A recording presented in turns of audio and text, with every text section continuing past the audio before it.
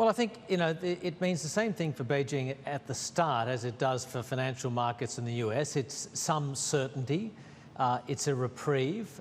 China doesn't like fighting with the US. It doesn't like being threatened by the US.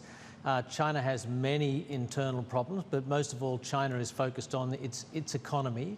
And having the threat of a trade war hanging over it for another 12 months when the private sector has been very weak, I think having all of that lifted, I would say for the next year, is a good thing. And I think also when you ask, what does Beijing say to its own people? It hasn't really given up much of the core elements of the system that it was defending. So I think from their perspective, it's quite defensible as well. Would they showcase this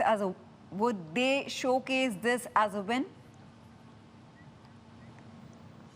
I don't think they would showcase it to start with. I think they would probably announce it with minimum fanfare, with pretty straightforward articles in the official media and the state media. They'd be pretty careful about any sort of either triumphalism on the Chinese internet or criticism of it. So I think they would play it pretty straight. I mean, in your report earlier, you mentioned the fact that we don't really know what's in it, and in fact, we may not know what's in it even after it's announced. And the US says, well, we don't want to announce agricultural, farm or commodities targets because that could sort of affect the market, lead to manipulation. I think China would be happy with that as well because they probably don't want too much detail out there domestically at the same time.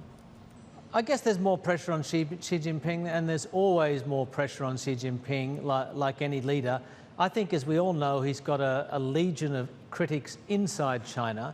But the issue with Xi Jinping right now and taking him on, criticising him, he's simply too powerful to take on. Nobody can organise in any fashion to take on Xi Jinping and mount an alternative voice in the system. So to get a real sense of how much angst there is in China, what the policy options are in China, what Xi himself thinks about the elections in Taiwan, the elections in Hong Kong, and the US and China playing out a kind of draw on trade, it's hard to tell. But I think Hong Kong and Taiwan are not easy issues to solve. And if China tries to solve them too quickly, with too much pressure or force, it will make them worse. Hi, I'm Emily Tan, and thanks for watching CNBC. You can check out more of our videos by clicking on the boxes on the screen, and don't forget to subscribe to the channel for more. Thanks for watching.